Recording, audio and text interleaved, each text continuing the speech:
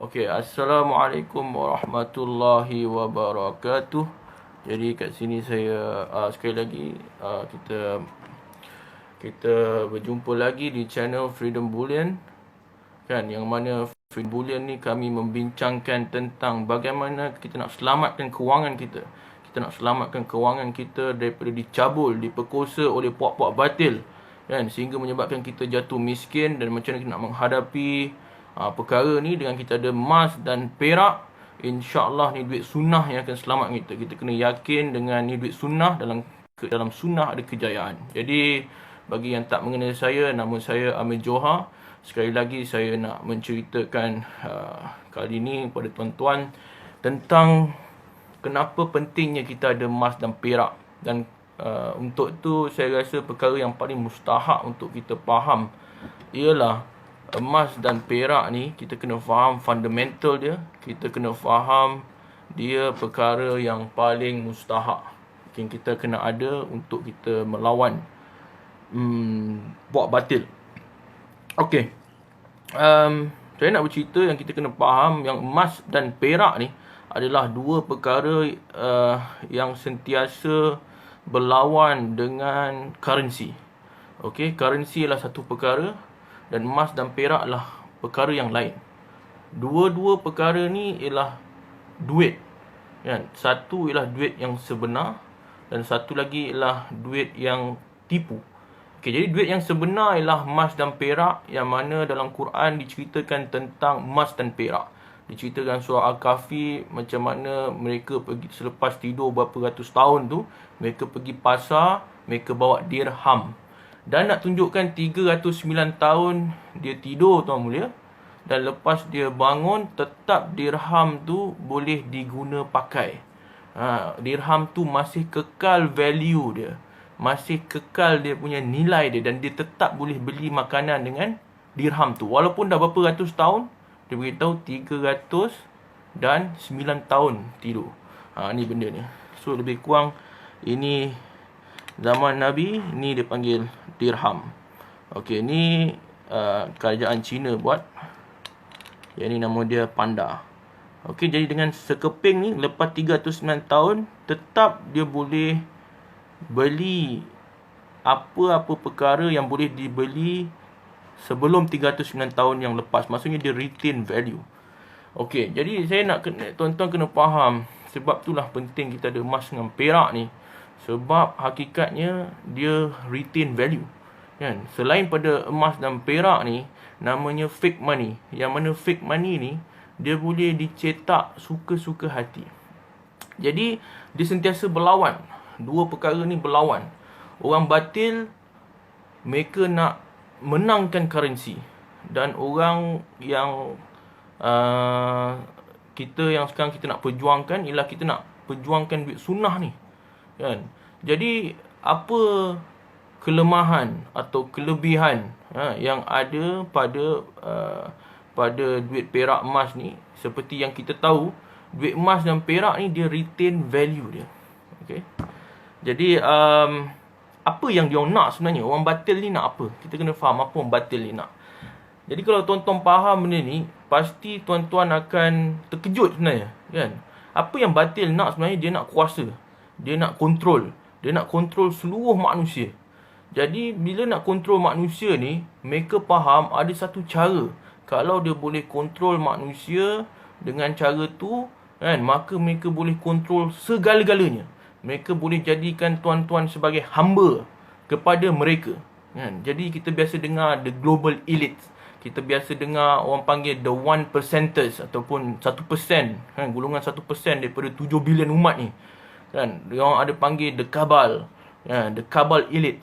Jadi orang-orang ni, tuan mulia, mereka nak guna tuan-tuan ni sebagai hamba mereka, kan. Mereka nak kontrol kita, kan. Jadi sebenarnya ni penjajahan. Ni bukan teori konspirasi. Memang orang batil nak buat macam ni sampai kita tak ada masa nak bagi untuk agama Allah Ta'ala. Sampai kita tak ada masa nak tengok anak-anak kita. Sampai kita tak sempat pun nak tengok anak kita, tahu-tahu dah besar. Sampai kita Kita tak sempat nak buat apa. Laki bini hari-hari cakap pasal duit saja. Bergaduh atas duit saja. Laki bini hari-hari cakap nak tambah apa, nak beli apa. Semua hari bincang pasal duit. Risau. Setiap hari risau pasal duit. Mereka nak perkara ni berlaku. Dan kita lah mangsa keadaan. Jadi saya rasa kita kena ceritakan kat ni seberapa ramai orang tahu. Ni satu tanggungjawab. Ni satu dakwah juga. Sebab untuk selesaikan masalah batil ni, kita pegang pada sunnah. Sunnah apa? Duit emas, duit perak. Masalah paling utama dia, masalah main dia, kita kena faham monetary system kita rosak.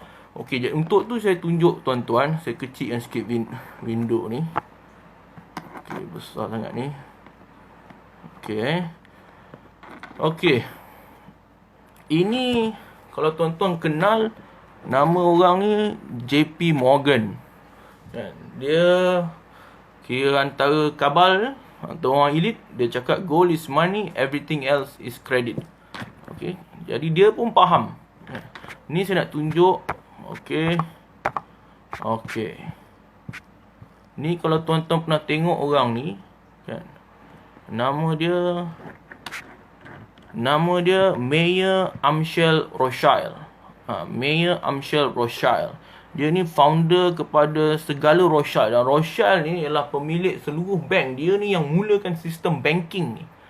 Dia bila tahun dia hidup ni, tuan dia. Alamak, bunyi apa tu? Okey, tak ada pula. Dia cakap apa? Permit me to issue and control the money of a nation, and I care not who makes its law. Dia cakap apa? Permit me, izinkan saya untuk issue dan kontrol duit-duit seluruh manusia ni, seluruh umat ni, of a nation. Bagi saya kontrol. Saya yang boleh keluarkan duit, dan saya juga yang kontrol duit ni. And I care not who makes its law. Saya tak kisah pun siapa yang buat undang-undang kat dunia ni. Mereka semua bawah tangan saya. Jadi mereka ni nak pegang semua manusia ni, nak kontrol semua umat ni, satu cara saja, bila mereka boleh kontrol monetary system. Jadi saya nak bercerita tentang monetary system, sistem kewangan kita ni. Jadi inilah punca segala masalah. Sistem kewangan kita tak betul. Sistem kewangan kita pakai sistem kewangan yang manusia yang lemah ni. Manusia yang berpegang dengan sarang labah-labah ni. Dan hari ni kita berpegang dengan sarang labah-labah. Rumah paling lemah. Kan? Sampai dia bagi tahu, ada satu hadis tu bagi tahu, kan, kita akan ikut mereka. Kita akan ikut orang batil ni sampai masuk lubang biawak pun. Minta maaf tuan-tuan, jatuh pula. Kan? Saya tutup dulu saya punya internet ni. Minta maaf ya.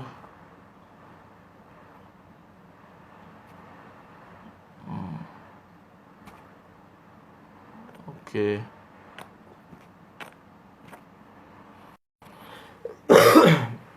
Jadi apa yang saya cakap tadi? Jadi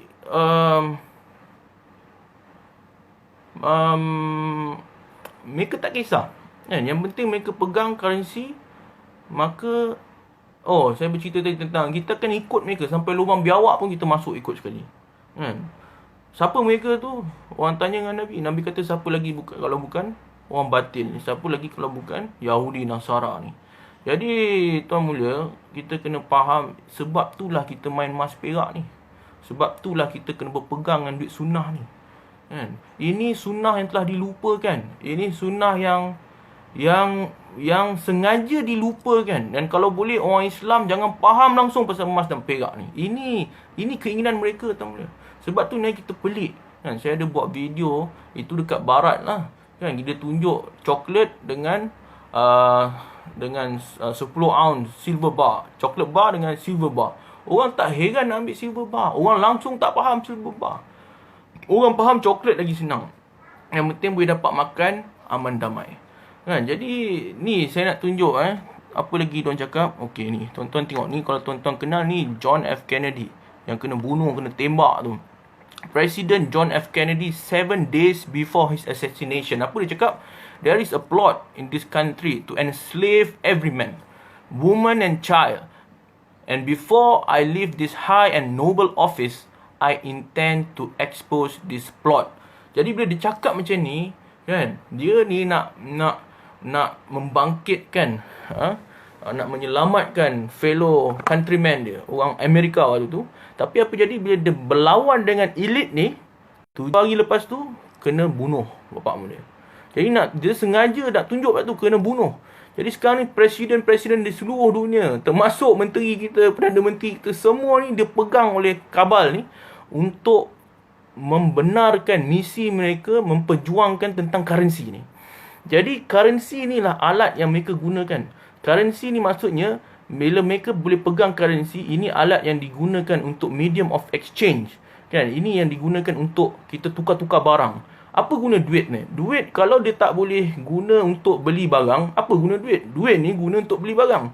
Tapi sekarang ni, masalahnya, kita sekarang ni telah diajar untuk pegang pada duit currency ni yang boleh beli barang, tetapi mereka yang kontrol issuance, pengeluaran duit ni.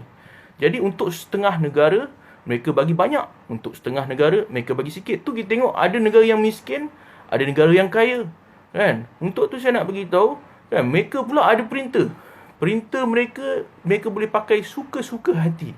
Sebab tu mereka beria-ria nak jadi world reserve currency ni. Dolar ni jadi world reserve currency ni. Dan dia kena pack untuk dapatkan confidence dengan orang, ialah dengan cara dulu mereka pack dengan gold. Dia backing dengan gold. Tapi lama-lama dia tak back dengan gold lagi. Tapi dia cari benda lain. Dia backing dengan oil. Kalau tuan-tuan nak tahu, semua minyak-minyak seluruh dunia ni, kalau kita nak beli minyak-minyak ni semua, walaupun kita ada emas, kita ada perak nak beli minyak dengan negara Arab khususnya, kita tak boleh. Kan? Saudi antara main dia punya bisnes dia ialah jual minyak dengan US dollar. Jadi apabila US dollar ni digunakan, diperlukan, maka mereka dengan suka-suka hati boleh print. Orang tak tahu, mereka print saja. Jadi insyaAllah lepas ni video pun dah panjang, saya nak tunjuk kepada tuan-tuan berapa banyak mereka dah print. Kan? Dan bila mereka dah print, apa jadi? Bila mereka print duit, kan, maka barang naik harga, rumah naik harga, segala benda naik harga. Sebab tu kita tak mampu nak hidup atas dunia ni dah. Kan? Orang sekarang ni terpaksa kerja, bukan 1 kerja, 2 kerja, 3 kerja, 5 kerja kalau boleh buat satu hari, kan, untuk ends meet dia saja, untuk selesaikan rumah, makan, minum, hantar budak tadika, itu saja. Kan? Mereka terpaksa kerja dengan lagi banyak jam, lagi banyak hours. Kan? Sebab apa? Semua benda dah mahal. Kan? Tak payah lama lah, 20 tahun dulu ataupun 25 tahun dulu, rumah baru harga RM50,000, RM100,000 saya tahu boleh. Sekarang ni rumah yang sama harga 1 juta. Rumah yang sama harga 1 juta. 10 kali ganda naik. Tapi gaji 20 tahun dulu dengan gaji sekarang ada 10 kali naik. Dulu tahun awal 2000 saya kerja 7E. Gaji saya 600. Kalau kita tanya sekarang ni budak sekarang kerja 7E tahun 2021, gaji dia berapa? 900.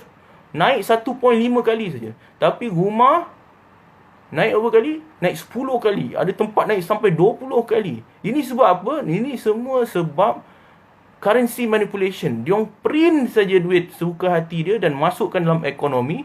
Dan rumah atau benda-benda yang boleh dibeli, semua menyedut semua duit-duit ni yang ada. Dan dia jadi inflated. Harga jadi tinggi. Sebab semua rumah apa semua ni dia macam span. Dan duit ni macam air. Jadi makin banyak air di print dalam ekonomi tu, jadi span ni akan sedut dan dia akan jadi besar. Jadi harga akan meningkat. Jadi untuk itulah saya nak cerita panjang pun kita jumpa lagi. Ni saya cerita going back to gold standard. Trump nak pergi balik gold standard ni yang kita nak. Okay, ni saya just nak tunjuk ni Amir Rothschild. Ni anak dia, Nathan Rothschild. Dia jaga UK punya, Britain punya. I care not what puppet is placed upon the throne of England to rule the empire. Aku tak kisah pun puppet mana kau letak, kan, badut mana kau letak dekat atas tahta England untuk merintah England, to rule the empire on which the sun never set, untuk merintah seluruh empire yang mana matahari tak pernah turun. Maksudnya tunjukkan betapa besar dia, tak kisah maksudnya besar sangat, kan. Maksudnya matahari ni tak pernah jatuh, maksudnya punya besar, maksudnya hujung timur ke barat dia punya empire punya besar, maksudnya never set, Kan? Ada je tempat yang terang. Kan? Punya besar empire macam tu. Aku tak kisah siapa yang control empire besar macam tu pun. The man who controls Britain's money supply. Orang yang control Britain punya supply of money. Money supply. Control the British Empire. Dia akan control seluruh kerajaan empire ni. And I am the one who control the British money supply. Dan Nathan kata aku yang control money supply Britain waktu tu. Maksudnya seluruh empire. Banyak. Kita ni pun termasuklah empire British Pak Mulya. Kan, kita Commonwealth countries apa semua ni kan, India, semua kontinen yang besar-besar, Afrika. Kan. Jadi nak bagi tahu dekat tuan-tuan, siapa yang control money supply, they are the one who control the world. And right now, kenapa mereka tak nak emas dan perak orang faham, orang beli?